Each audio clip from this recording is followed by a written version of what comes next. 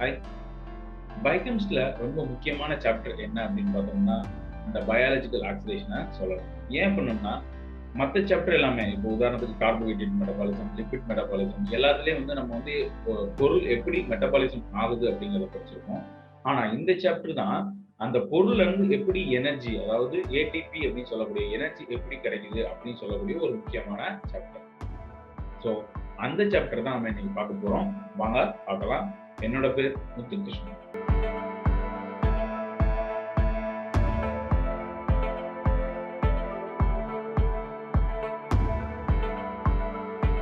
So இந்த biological oxidation இருக்கக்கூடிய சாப்டர்ல மொத்தமா இருக்கக்கூடிய கண்டென்ட்ஸ் எல்லாத்தையுமே ஓவர்வியூவல் கண்டென்ட்ஸா நான் இந்த ஸ்லைட்ல போட்டிருக்கேன். ஸோ ஒரு சாப்டர் ஆரம்பிக்கும் போதோ இல்ல முடிக்கும் போதோ இந்த ஓவர்வியூ பார்க்கும்போது நமக்கு அந்த சாப்டரை பத்தி ஒரு ஃபுல் ஐடியா கிடைக்குங்கிறது என்னோட கான்செப்ட். ஸோ அதுபடியே நான் வந்து என்ன பண்ணிருக்கேன், இந்த போர்ஷன் ஆரம்பிக்கிறதுக்கு முன்னாடி இந்த ஓவர்வியூவல் கண்டென்ட்ஸை நான் போட்டிருக்கேன். ஸோ இந்த கண்டென்ட்ஸை தான் நம்ம என்ன பண்ண போறோம் அப்படின்னா சிலபஸ் வந்து ஒவ்வொரு பார்ட்டா நம்ம பார்க்க போறோம். ஓகேவா? ஸோ அதுபடி பார்த்தோம்னா ஃபர்ஸ்ட் வந்து என்ன பண்ணா இன்ட்ரோடக்ஷன். ஸோ இந்த பயாலஜிக்கல் ஆக்சிடேஷன்னா என்ன, ஆக்சிடேஷன்னா என்ன, ரிடக்ஷனா என்ன அப்படிங்கிறத பத்தி ஒரு சின்ன இன்ட்ரோடக்ஷன் பார்க்க போறோம்.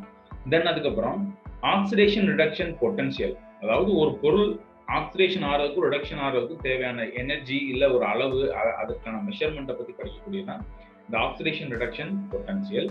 ஸோ அதுக்கப்புறமா வந்து பார்க்கக்கூடிய போர்ஷன் வந்து என்ன பண்ணோம்னா என்சைம்ஸ் இன்வால்வ்ட் இன் பயாலஜிக்கல் ஆக்சிடேஷன்.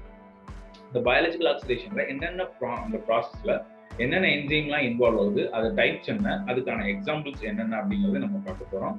தென் அதுக்கப்புறம் இதுல முக்கியமா இந்த போர்ஷனுக்கே ஒரு முக்கியமான சாப்டர் இல்லாட்டி சப்யூனிட்னு சொல்லணும் அப்படின்னா அடுத்து இருக்கக்கூடிய ETC, electron transport chain, otherwise respiratory chain அப்படின்னு நம்ம சொல்லுவோம். அது என்ன, அதுல இருக்கக்கூடிய காம்போனன்ட்ஸ் என்னென்ன அப்படிங்கிறதெல்லாம் பார்க்க போறோம். அதுக்கப்புறம் இந்த இடிசியை இனிபிட் பண்ணக்கூடியது இல்லாட்டி இந்த இடிசி வந்து இன்ஹெரிட்டா வந்து சில பேருக்கு டிஃபெக்ட்ஸா இருந்துச்சுன்னா அவங்களுக்கு என்னென்ன ப்ராப்ளம் இருக்கு அப்படிங்கிறத நம்ம பார்க்க போறோம். தென் அதுக்கப்புறம் எக்ஸாக்டா நம்ம சொல்லக்கூடிய அந்த எனர்ஜி ப்ரொடக்ஷன் எப்படி நடக்குது அப்படின்னு பார்த்தோம்னா ஆக்சிடேட்டிவ் பாஸ்போரிலேஷன் நம்ம சொல்லுவோம்.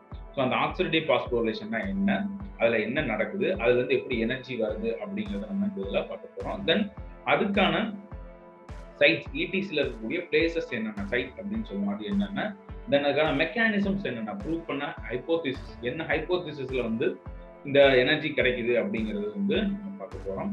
ஸோ அதுக்கப்புறம் இந்த ஆக்சிடேட்டிவ் பாஸ்போரிலேஷன் வரக்கூடிய டிசீஸ், இன்ஹெரிட்டட் டிசார்டர்ஸ், தென் அதுக்கப்புறம் இந்த ரியாக்ஷனை வந்து இன்ஹிபிட் பண்ணக்கூடிய சப்ஸ்டன்ஸ் என்னென்ன, அதை வந்து எப்படின்னா அன்கப்ளர்ஸ் அப்படின்னு சொல்லுவோம். ஸோ அந்த அன்கப்ளர்ஸ் எல்லாம் வந்து என்ன, அதோட பெனிஃபிஷியல் என்ன, அதோட அப்ளிகேஷன்ஸ் என்னன்னு பார்க்க போறோம்.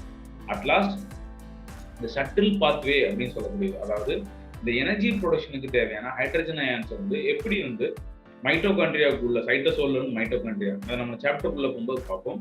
ஸோ அந்த எனர்ஜிக்கு தேவையான அயான்ஸ் வந்து எப்படி வந்து இது டிரான்ஸ்ஃபர் பண்ணுது, எந்த சப்ஸ்டன்ஸ் வந்து கொண்டு போகுது அப்படிங்கிறத டீல் பண்ணக்கூடியதான் இந்த ஷட்டில் பாத்வே. அது கீழே வந்து ஒரு 3 ஷட்டில் பாத்வே இருக்கு, அது என்னென்ன அப்படிங்கிறத நம்ம பார்ப்போம் தனித்தனியா சாப்டர்ல பார்ப்போம். ஸோ இதுதான் பயாலஜிக்கல் ஆக்சிடேஷன்ல நம்ம ஓவராலா பார்க்கக்கூடிய ஓவர்வியூவல் கண்டென்ட். ஓகேவா? ஸோ நெக்ஸ்ட் வந்து நம்ம இண்டிவிஜுவல் ஒவ்வொரு பார்ட்டா நம்ம பார்ப்போம். ஓகே.